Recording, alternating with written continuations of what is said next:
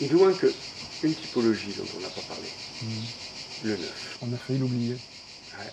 On l'oublie souvent le 9, non? Bah, tu sais ce que c'est le problème du 9?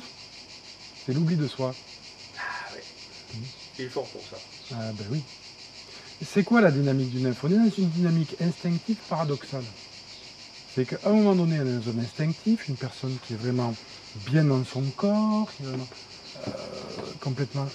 Et qui, pour survivre, parce que c'est la survie, a décidé d'une stratégie paradoxale qui consiste à être le plus adaptable possible et à faire le moins de vagues possible. Donc à éviter à tout prix les conflits. Alors, c'est une stratégie comme une autre, elle était très intéressante. Le problème de cette stratégie-là, c'est qu'elle conduit à l'oubli de soi.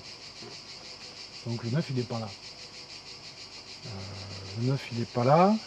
Si vous discutez avec quelqu'un qui fait du 9, il peut vous parler de manière ininterrompue de tout un tas de sujets qui ne le concernent pas.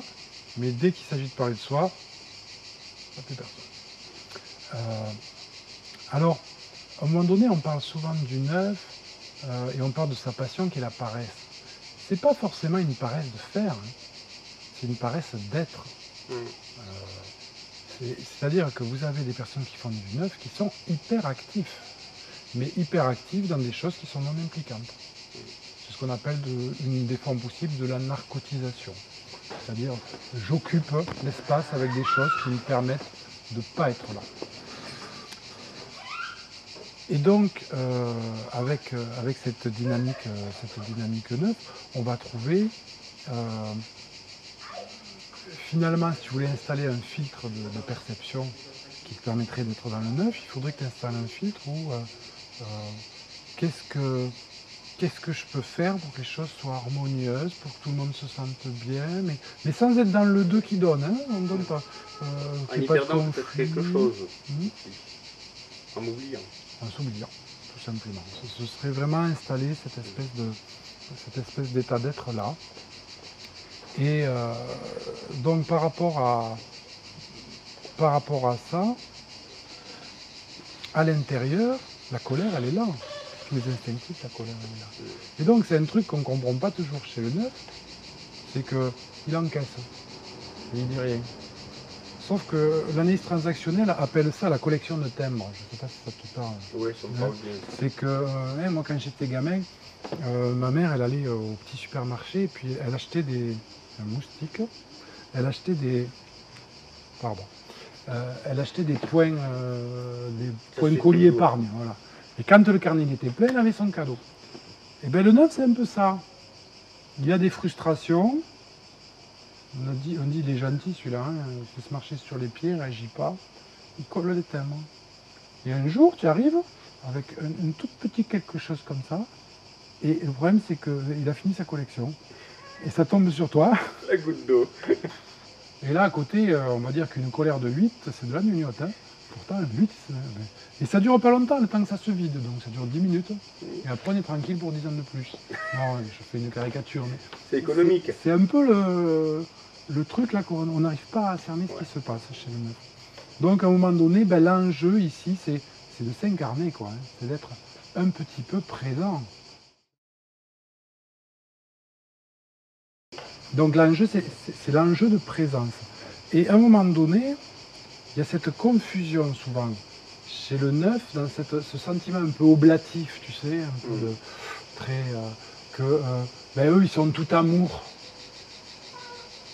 Moi, j'aime bien leur répondre à la chose suivante. Vous savez, chacun a sa définition de l'amour.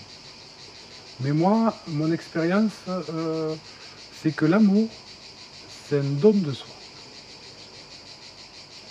Et que quand on est dans l'oubli de soi, on ne donne rien.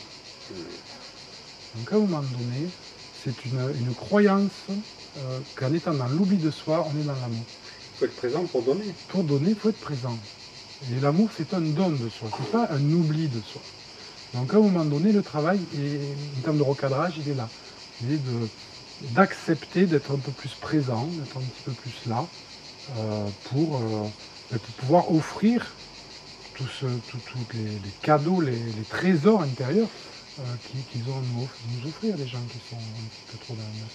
Mais c'est vraiment très caractéristique cet oubli. Je me rappelle une fois, j'ai eu un stagiaire, c'était sur Paris, il était très très gentil, un monsieur qui faisait du neuf, très fort. Il était éducateur spécialisé, ça devait très bien se passer avec les enfants, je pense d'ailleurs. Et plusieurs fois pendant la formation, il est intervenu. Et oui, mais alors ce que tu veux dire, dans le cas du 1, ça veut dire ça, dans le cas du 2, ça... Il reprenait ce que je disais en énumérant, jusqu'à 8. Il énumérait toujours jusqu'à 8. Il oubliait systématiquement 9. Tous les autres stagiaires l'avaient remarqué, tout le monde avait beaucoup de respect et personne ne se moquait de lui, mais c'était assez caractéristique. L'oubli de soi allait jusque-là. Ce que j'ai constaté chez les deux, c'est une vraie difficulté à la prise de décision. Ah ben bien sûr, parce que si je prends une décision, pour prendre une décision, il faut que je sois là. Donc à un moment donné, tu prends la personne qui fait du 9, et puis tu lui demandes de faire un choix. Je suis parti pour des abîmes. Hein. Par contre, c'est un instinctif. Donc il sait très bien ce qu'il ne veut pas. D'ailleurs, si tu veux lui faire un truc qu'il ne veut pas, il ne te dit pas non. Et il fait la force d'inertie. Est-ce que tu pourrais te lever de ton fauteuil? Oui. Ben vas-y. Oui. Bouge pas. Hein, c'est le passif agressif, on appelle ça. Donc à un moment donné, ils savent très bien ce qu'ils ne veulent pas. Donc quand vous avez un ami neuf et que vous lui proposez d'aller au ciné, et puis vous avez le choix entre 4 films, quel film tu voudrais aller voir? Oh, ce qui te fera plaisir me fera plaisir. Prenez peut-être la précaution de lui dire qu'est-ce que tu n'as pas envie d'aller voir. Et là, il va vous dire ah non, non, non, là, le film, celui-là, il ne me plaît pas. C'est bien. Dans les 3 qui restent, vous choisissez, il sera content. Si vous n'aviez pas fait ça, vous prenez le risque d'aller voir ce fameux film et que vous avez quelqu'un qui va vous bouder toute la soirée. Très caractéristique. Donc le 9, demandez-lui ce qu'il ne veut pas. Et non pas ce qu'il veut. Ça marche beaucoup mieux. Et sachez traduire aussi que quand la personne qui fait du 9 vous dit oui, souvent ça veut dire peut-être. Et quand elle vous dit peut-être, c'est un non poli. C'est un non non impliquant. Donc cette translation au niveau des mots. Descendre d'un cran. Il faut descendre d'un cran. Et si elle ose vous dire non, c'est même pas la peine d'insister. Parce que c'est rare. Et quand ça arrive, c'est clair. Donc voilà, moyennant ce mode d'emploi, on arrive à bien fonctionner. Il y a quelqu'un qui fait du 9. Si par ailleurs, en plus, cette personne prend conscience que l'amour est un don de soi et non pas un oubli de soi, alors le chemin est ouvert vers l'intégration, l'utilisation de votre flux, et dans l'harmonie, puisque le 9 c'est l'harmonie, et donc tout va bien. Merci de ce moment de vivance et cette description.